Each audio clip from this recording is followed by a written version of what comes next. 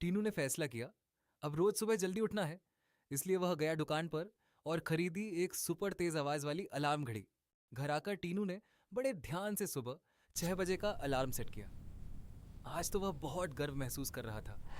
लेकिन अगली सुबह अलार्म इतना जोर से बजा कि पूरा कमरा हिल गया।